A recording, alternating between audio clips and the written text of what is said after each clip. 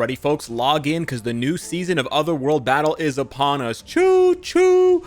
One of the few PvP game modes that I still get really hyped for, and it's back again with big time rewards and new changes. Ooh, special icon, alert, Omega alert. Okay, nice. We got an icon. We got all these rewards here. Very nice. 300 crystals. No debuffed characters. Okay, so this is the cringe week where we're just going to get ourselves spanked by Jean Grey, but that's okay. We got the new season pass here. The new pass as well, if you're going to purchase the pass, the battle pass has been updated. It's been improved. I talked about this briefly in the patch notes. I don't want to talk too much about it in the video, but basically they improved the rewards and they changed a lot of these to being selectors rather than just random chests. So the radiant ones are now selectors, as you can see there, instead of just random chests. So that's good. That's nice. I still don't think it's worth $20 Canadian. If they like reduced it by like 30% or something, I would probably buy it every month. But anyways, let's check out what we're here for. Speed characters damage dealt decreased by 300%. What? Why would you target speed characters? That's crazy.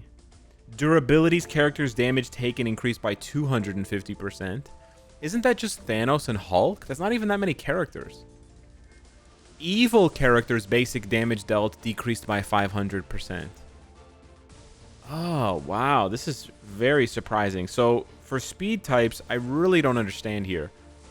Which makes no sense to me. Spider-Man is basically the only character right now who has, you know, meta capabilities, right? Like, who has actually proven that he can sway the battlefield. So, I'm really shocked to see a target of all speed types. That just blows my mind. And what that's going to do is that's going to make Adam Warlock even more valuable, by the way. So that kind of sucks. But that means, yeah, that just kind of sucks. It's good that they're doing this now and not doing this during Black Friday. Because if they did this during Black Friday, then you'd have even more pressure to get Adam. So it's good that they're not doing that. I don't think you should get Adam right now just for this shit. But hey, it is what it is. Durability is a big shocker here. Because, yeah, it's basically just Hulk and Thanos. There's no one else here who has any PvP relevance. Like, maybe a little bit of Luke Cage. Maybe a little bit of Luke Cage. And maybe a tiny bit of Emma. But holy shit, bro. Wow, that's crazy. So, yeah, you can't really use Hulk or Thanos at all. And then Evil. So, Evil double dips for Thanos. So Thanos is doing 250% less damage, and he's taking, oh no, he's taking 250% increased damage, and he's dealing 500% less damage. Yeah, good luck for you on that one. So it does kill most villains, but honestly, most villains were not being featured much in Otherworld Battle besides these four, besides Carnage, Gore, Kang, and Strife. So I selected Apocalypse there just to push everyone aside without moving my camera so that you can see the 5 that I'm talking about. So, yeah, I still think people are going to use, to be honest, I still think people can use Strife because of the power of his passive. And he'll still probably do about as much damage as Wasp does. But otherwise, this is a pretty cringe list. Like, I think this one kind of sucks. I'm not going to lie. I think this is the worst Otherworld Battle we've ever gotten because it doesn't eliminate enough characters, and it's certain. The thing is, Jean's back, so yeah, prepare your buttholes. Jean is back. It'll be interesting next week. It'll be interesting in a week. We can come back to it in a week, but there's no point in you know, for this week, you're just looking at the heavy hitters here. So if you just go sort by all, you're gonna be seeing teams with. I mean, it's just gonna be a bloodbath, like straight up, because there's no one banned. The only one basically banned, right, is Carnage, Hulk, Thanos, and Spider-Man, right? But because of that, you're going to be seeing teams with this. You're going to be seeing this shit everywhere. Jean, Adam, and Wolverine out the wazoo. Because you're doubling up on heroes with both Wolverine and Adam, you're going to see Hela. And I don't believe Hela is not evil. I believe... Oh, no, she is evil. Oh, okay. Well, even though she's evil, I still think people are going to use her. She's just that strong when you have multiple heroes to deal with. And then people are either going to sub in Wasp for the HP, or they're going to sub in Strife for the little bit of extra damage and the little bit of extra whatchamacallit, fracture that he can apply.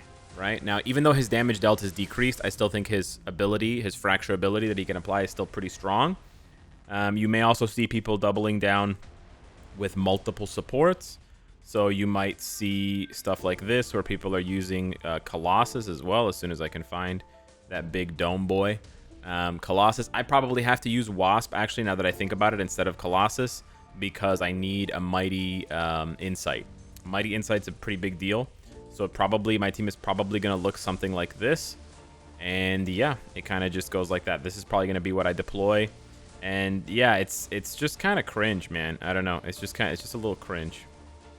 I don't know. I mean, I understand that when the next week rolls around, I kind of get it on the one hand, because when next week rolls around, they're going to ban Jean, they're going to ban Wolverine, right? They're probably going to ban Adam.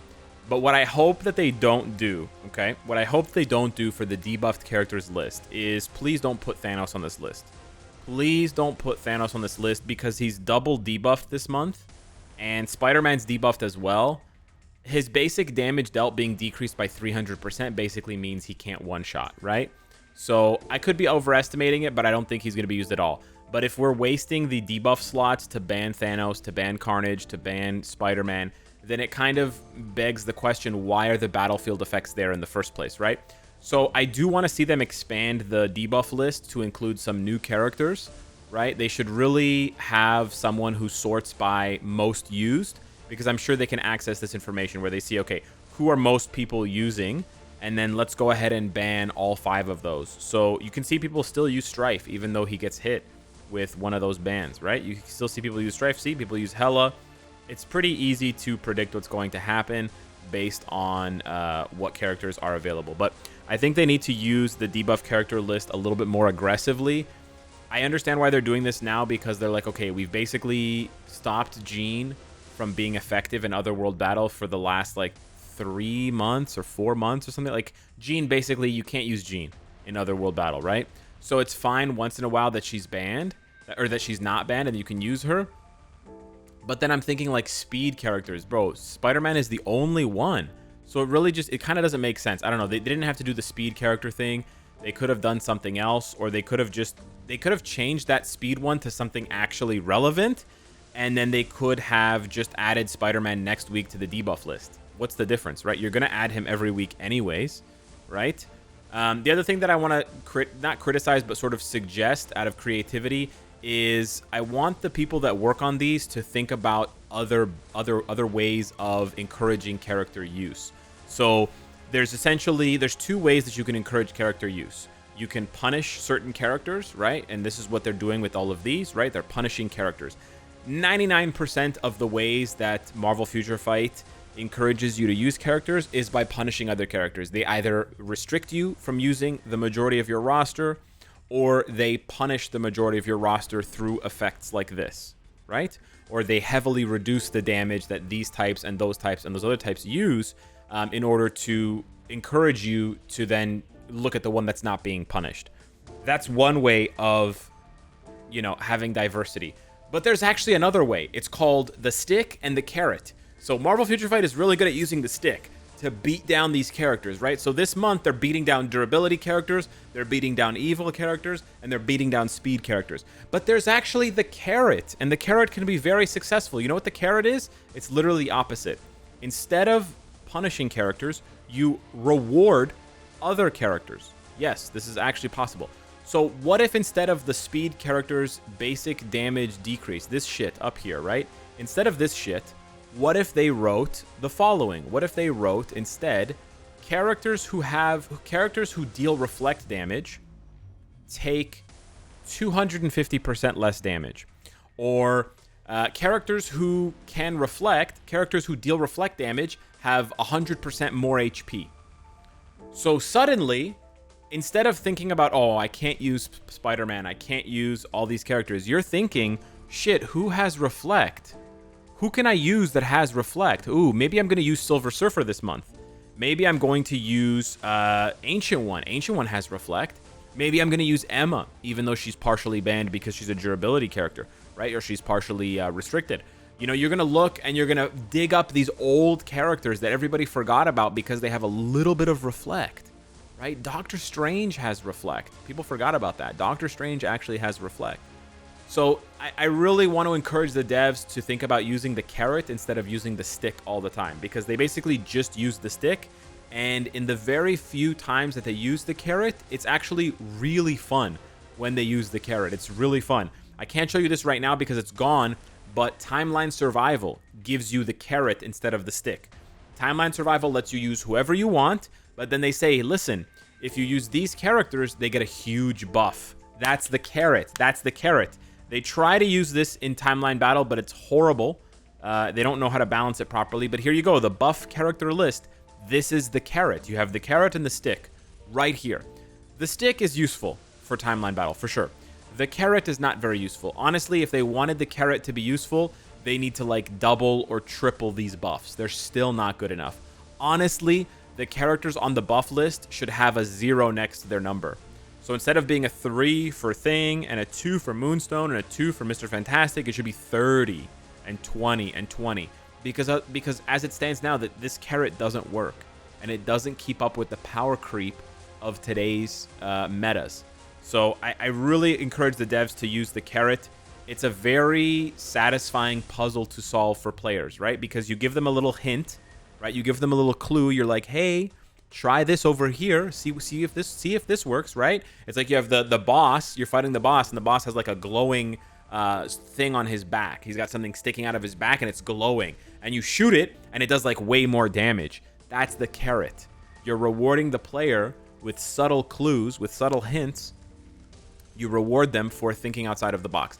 It's not really subtle when they just slap on like a 500% damage increase and they say, hey, if you use Dr. Voodoo, he's going to kick everyone's ass. But you know what? I would actually prefer that. I would prefer that to the stick method, which is basically the only thing we've gotten thus far, and basically makes us Daredevil cosplay enthusiasts getting the stick 24/7. So yeah, not too happy, not too excited this week for Otherworld Battle. It's just going to be a shit show of Gene. But yeah, hopefully I'll be back next week with some more interesting insights, because hopefully next week it'll be actually good. Yeah, hit me up in the comments down below. Let me know what you think. Thank you so much for watching. Smash the like button, and I'll see you in the next one. Take care.